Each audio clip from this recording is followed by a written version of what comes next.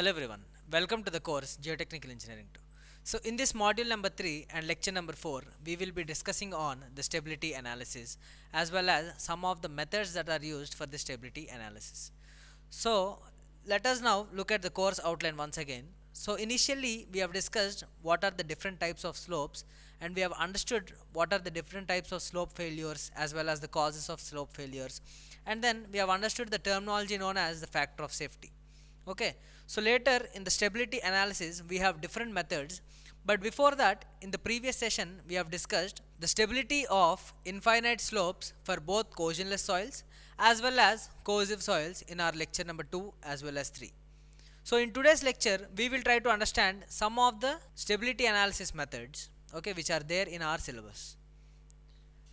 So coming to the analysis methods of the finite slopes. Okay, so we know that a finite slope is limited to a certain extent. Okay, so as a finite slope is one with a base as well as a top surface and the height being limited. So as I've stated that it is up to a certain extent, so the height is actually limited in case of a finite slope. And then the inclined faces of earthen dams, embankments, or any excavation, all such examples what we have discussed earlier are nothing but are finite slopes what we have discussed.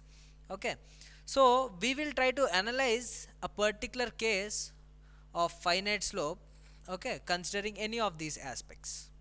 Okay, now so when we are investigating the stability of a finite slope, we may go through the following steps. Okay, so which involves the assuming of possible slip surface. So we will initially assume a slip surface that is actually occurring. Okay, and then we will study based on the equilibrium of forces acting on that particular surface. Okay, and finally we will repeat the process until we get the worst failure surface, okay, that is having a minimum factor of safety. So let me explain clearly here. Imagine there is a slope surface in this manner. Okay, so what I've stated initially, we will assume a possible slip surface. So I am assuming it is a circular one arc, and then what I'll do, using the equilibrium of forces, I will determine the forces acting on this particular failure surfaces. Okay, imagine this is the region, this region I will consider, and using the equilibrium forces I will find out the forces along this surface, whatever surface that failure surface is there I will determine, and then I will find out the factor of safety. So I will use the same procedure and find out a failure plane in such a way that, let us say initially I got this one, and for this I got factor of safety 1. So after some amount of time I will analyze for some other case taking this as the failure plane, so I will get factor of safety 2. So in such way I will carry out this for n number of planes, and I will determine the factor of safety whichever is minimum. Okay, so that minimum factor of safety indicates that the worst slip surface. Now let us try to understand the analysis of this finite slope. So we have different methods here. The first method is the wedge method, what we have understood in our previous sessions, and then there is another method, that is phi u equal to 0 method or analysis, and then we have friction circle method, and then we have the Swedish arc method, which is also known as arc method or a method of slices method, and then it is also known as a standard method. Okay, so this is one of the important method, and then we have Bishop simplified method, and then we have Taylor stability number. Okay, so out of all these in our particular syllabus we will be discussing one of the important method, that is the Swedish circle method, which is also known as the method of slices. Okay, and then we will be discussing the stability number. Okay, now coming to the Swedish circle method, okay, which is also known as the method of slices. So here what we do is we actually consider the slip surface, whatever failure surface or plane that we are considering, we consider that as a circular surface. Okay, it may not be circular, but we assume that it is a circular in nature. Okay, in general whatever failure surface that is there, it may not be circular, but it is approximated. Okay, it is approximated to be a circular failure plane. So it was actually developed in Sweden, and it was given the name Swedish circle method, and the alternative name for this is the method of slices. Okay, as I've stated that if this is a sloping surface, if this is a sloping surface, and let us say this is a failure arc. Okay, this is a failure arc. So this failure arc is approximated to be a circular arc. So that is why if I consider the center of this circle, let us say it will be somewhere at this particular point. Okay, let us say it is having a center at this particular point, which is actually imaginary. Okay, so you cannot actually find out this circle through your visualization, since this is our actual soil mass. So let us say this is AB. Okay, so obviously in this particular method this is a arc here. Okay, the failure arc is considered to be circular. Now, so as I have stated, it indicates that it is a method of slices. Okay, if this surface is the sloping surface what we are considering, and let us say this dotted line is the failure line. Okay, so we are considering it as a slices. So let us say it is divided into n number of slices, slice 1, slice 2, 3, 4 and 5. Okay, so I have considered n number of slices, and it is divided into equal number of slices, and then each slice is analyzed separately. Okay, this is one slice, and this is actually represented for our understanding here. Okay, so using this format, one individual slice is analyzed initially, and then using this we are finding out the overall factor of safety for this entire failure surfaces. Okay, so here as I have stated, it is in the form of a circular shape. The failure surface is in the circular shape, and then it is having an imaginary center O. It is having an imaginary center O. Always the angle is represented by theta. Okay, always it is represented by theta.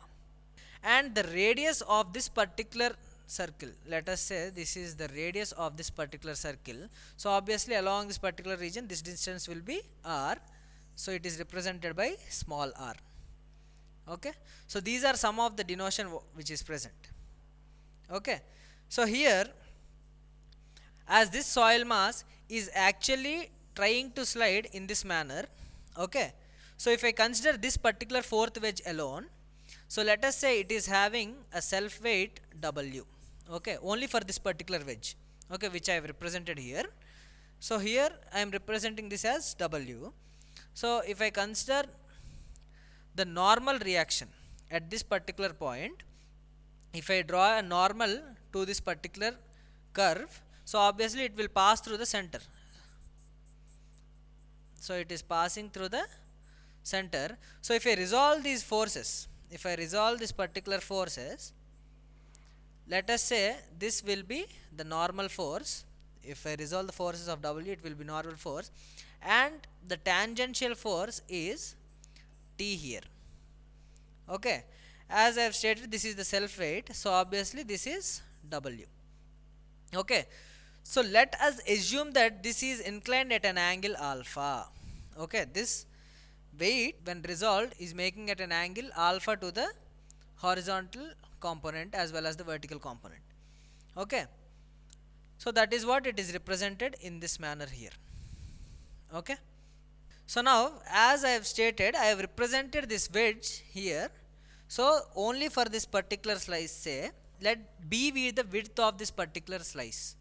Okay, and it is having a weight W, and it is resolved into two components, normal as well as this tangential component T, which is inclined at an angle alpha. And let us assume that the depth of this slice be Z. Okay, that means how is this depth taken? It is taken as the center to center distance of these particular inclined lines. Okay, so that is how that is taken. So here R1 and R2 are nothing but the sidewise forces that are acting. So here it is assumed that these R1 and R2 forces are actually very stable, and these make sure that the soil is in stable position at that particular region. Okay, so we neglect the effect of these R1 and R2, and we consider only the sulfate of this particular wedge for our analysis. Okay, so now let us try to understand the factor of safety based on whatever considerations I have explained till now. Let us say this is a horizontal surface. Okay, let us assume the failure is a curved arc in this manner. Okay, and this is having a center O. Let us have say this is intersecting, or this circle is having a center O at this particular region. So now let these points be A and B. Here one thing you need to understand is that this wedge, whatever that is there, it should be split into a minimum number of 5 slices or more. Okay, so let us say this is wedge 1, wedge 2, wedge 3, wedge 4 and 5. So this is 1, this is 2, this is 3, this is 4, and then this is 5.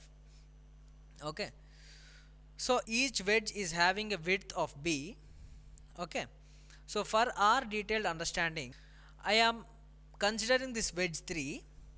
Let, as I have stated, the weight acting be W. Okay, of this particular wedge 3 alone. Only for our consideration to find out the factor of safety, I am initially considering this wedge 3 alone. Okay, so if I have to resolve the forces, let us say this be the normal force that is acting. Let us say this is the normal force acting. Okay, and let us assume that along this there is tangential force T. Okay, as we have seen till now, let this angle be alpha. Let this angle be alpha and this angle be theta, what we have seen earlier. Let us now assume that there is a resultant force for this particular thing. Okay,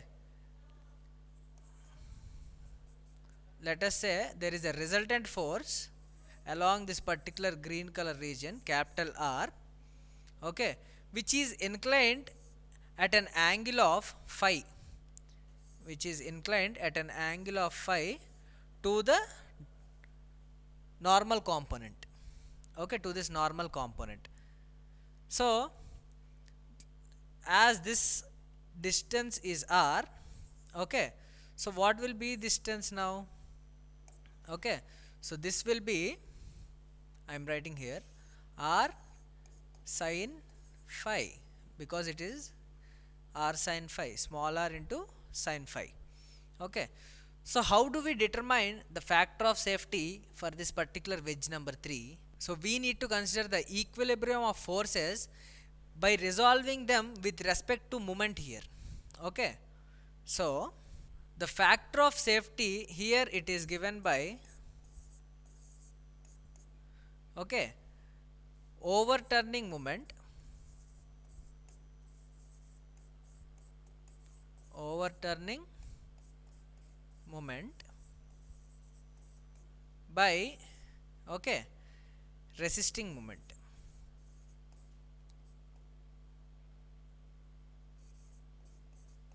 Resisting moment, it is given by overturning moment by resisting moment. So simply it is given by capital MO by MR. Okay, so here we need to determine the moment of overturning as well as the momenting resistance. Okay, so in this particular case, this entire soil wedge mass that is present is actually overturning along this particular origin O, okay, or center O. So here it is sliding in this manner. So we need to determine the moment, overturning moment in this case. Okay, so how do we determine that? Let us consider only the wedge number 3. So here the overturning moment MO is given by, okay, for this particular wedge. That means at this point, if you consider at this force, T is actually causing this movement of this wedge. The tangential component is actually trying to move this wedge now. Okay, so that is why it is acting at a distance of small r, so it can be represented by small r into T. Okay, since it is overturning moment, the force or the tangential component is actually moving along this particular direction at a distance of r. So let us try to obtain mr now. Okay, since if you consider this as a cohesive soil, so what will happen along this particular region? Obviously there will be some cohesive force. Since this soil is sliding down, that means this C will try to resist. This C will try to resist. Okay, so simply for this particular case, if I have to resolve this, since it is acting along the particular length, let us say length of the small wedge be delta L. Length of the small wedge be delta L. Let the total length of this arc, length of arc is capital LA. Okay, the total length of the arc is capital LA. So simply the total summation of all individual wedges will be sigma delta L. Okay, or simply here delta L is nothing but our small b. Okay, so depending upon the number of slices, you can obtain the total length of the arc. Okay, so that is our denotation. So since the cohesive force is acting along this particular wedge 3, so it will be C into delta L. Okay, so this force is acting at a distance of r, so it will be C into delta L into r. Okay, and apart from that, there is this resultant force also, this green color one. Okay, so it is nothing but capital R, which is acting at a distance of r sin phi. R sin phi. Okay, so simply I can state that my moment of resistance will be C into delta L for this particular wedge, only this 3, into R plus R into capital R, that is the resultant force, into R sin phi, which is the distance. Okay, so let us say this is equation 1 and let us say this is equation 2. Okay, so using these two, I can simply find out my factor of safety now. So these are the two equations that we have. Okay, what we got till now. So apart from that, capital N is equals to R cos phi. Okay, because the resultant force is resisted by the normal force. Okay, so here simplifying, I can simply write down R is equals to N by cos phi. So just if I multiply sin phi on both sides, so this will be R sin phi, okay, into this is N sin phi by cos phi. So simplifying, it can be written as N into tan phi. This can be simply written as N into tan phi. So if you look at this particular expression here, if I substitute this in expression 2, now mr can be simplified as small r can be taken outside. This will be C delta L plus, okay, this R, capital R sin phi, can be represented as N tan phi. Can be represented as N tan phi. So this is my equation 3. Okay, so finally I can state that factor of safety is, okay, R into C delta L plus N tan phi, okay, divided by the overturning moment, that is R into T. So simply I can cancel these two and I can represent in this manner. So this is for one particular wedge only. Okay, this is for one particular wedge. But if I want to calculate for the entire soil mass which is sliding, I have to carry out the summation here. So for the entire wedge,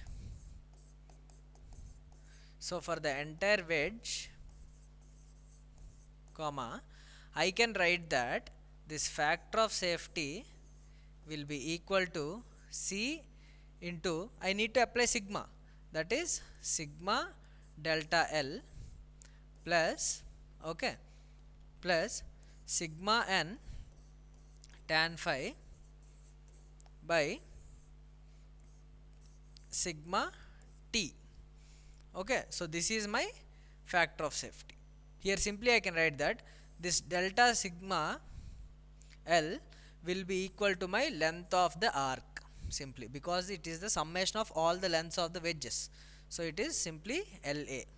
Okay, so finally I can represent the factor of safety as CLA plus sigma n tan phi by sigma t. Clear? So that is what is our factor of safety in case of a finite slope. So let us look at the procedure what we have done till now in a detailed manner. So first we need to draw a slope. As we've seen, first we need to draw a slope for a particular scale, and then we need to represent a slip surface in a circular format which is having a radius r and it is having a center of rotation O. Okay, and then what we need to do, we need to break these particular wedge format into convenient number of wedges or slices. Say it should be more than 5. Okay, in general it should be more than 5. So and then what we do, we determine the area of each slice, A1, A2, A3, so on. So what is the area of slice? It is nothing but the width of the slice, that is B, into the mid height. As I have stated, it will be the mid height for that wedge. So it will is B into Z. And then we need to determine the weight. Okay, so if you look at this particular diagram or the wedge for only one slice, so it is having a width B and the height is Z. Okay, this height is taken as the mid height of this particular wedge. So then we will be determine the total weight. So weight is nothing but my unit weight into area. So it is gamma into B into Z, or simply gamma into A, where gamma is the unit weight of the soil, B is the width of the slice, and Z is the height of the slice. Clear? Later. So what we will be doing then as I have stated, the reaction forces R1 and R2 whatever are present, these are generally getting cancelled out. Okay, so that is why these effect whatever that is there is neglected. So since we are neglecting that, then we resolve the weight components. So as I have stated, the weight is resolved into normal component N as well as the tangential component T. So N is W cos alpha and T is W sin alpha. Okay, we need to know these two terms. And finally we will obtain the width of each slice, that is delta L. So B is nothing but delta L here. So this we have to measure and compute. So finally the factor of safety is determined by using this expression. So whatever we have written earlier, it is nothing but C into LA. LA is the total length of the arc, C is the cohesion, and then sigma n is the summation of the normal components of all the wedges, and this is tan phi by sigma t, this is the tangential component, summation of all the tangential components of the slices. Okay, so this is how we determine the factor of safety.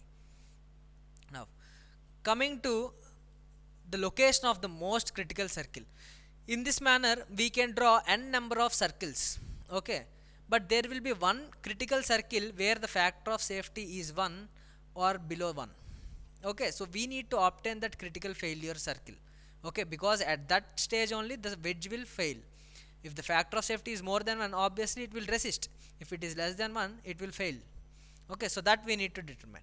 So this was given by Fellenius. Okay, so in order to reduce the number of trials, whatever trials we are doing, okay, to locate the most critical failure, Fellenius has given a line which is known as the Fellenius line. And then he indicated that the center of this critical circle will lie on that particular line. Okay, So and then he has given that there will be 2 points. To draw that, we need to locate this using 2 points, which is point B and point A. Point B at a depth of h and at a distance of 4.5 h from the toe, and this point A is located with certain angles to the sloping surface as well as the horizontal. We will look at this more in detail now. Okay, so let us consider this as a sloping wedge or an embankment on the ground surface. Okay, so Fellini represented that this is some point P and Q, let us say, and let this height be of this particular embankment be h. Okay, so he stated that from this toe point P, it must be at a distance of 4.5 meter, 4.5 into h. This is 4.5 into h. So this is this point B. Okay, and the depth of this must be also capital H. So that is what he has given, the location of point B, and he has stated that there will be some another point A. Okay, he has given that there will be some another point A which is located somewhere here, and this will make an angle alpha to the sloping surface, and if you consider this as the horizontal, and this angle is beta. Okay, and he stated that if I join a line passing A and B, okay, A and B, so this line is nothing but the Fellini line AB, Fellini line AB. Okay, so he stated that the center of this most critical failure curve will lie on this particular line. So how we need to carry out? So considering this line, we will take an initial point O, and we will find out the factor of safety, and then we will find out some other point O dash somewhere near, and we will observe it as some other failure plane, and see we will find out some other point O double dash, and using this we will determine the factor of safety. So in that manner we will try to obtain the factor of safety which is minimum. So for that minimum factor of safety only the failure will occur. So in that manner we will determine. Let us say at this particular point I got a factor of safety. For timing I am representing like this, factor of safety more than 1. Let us say I got here 3. At this point O I got 2, and later it has decreased to 1.5. So in that manner, that means this factor of safety is decreasing. So in such manner, at a certain stage it will gradually become constant or decrease. So the minimum factor of safety can be obtained in this manner, okay, by locating different points. Clear? So as I have stated, this point B is located at a depth h and at a distance of 4.5 h, and then the point A, as I have shown, it is located at different angles with respect to slope line and with respect to horizontal, that is alpha and beta. Okay, now so how do we take these alpha and beta values? So these can be taken from this table that is given here. Okay, this is a standard table that is given depending upon the sloping surface. If it is 1:1 slope or 1:1.5 slope or 1:2 slope or 1:3 or 1:5, there are certain standard angles for alpha and beta, and we use them to determine the factor of safety or the most critical failure plane. Okay, so I have mentioned some of the assignment questions here, okay, just for your understanding, and I have given a problem on what we have discussed till now. We will try to discuss in the upcoming sessions these problems, and before that just try to solve this problem which is given here. Okay, in the upcoming lecture we will try to understand the stability of these infinite slopes as well as finite slopes. Okay, and we will try to understand the Taylor stability number that is there. Okay, so I hope you have understood very well. Thank you very much for this opportunity. Have a nice day.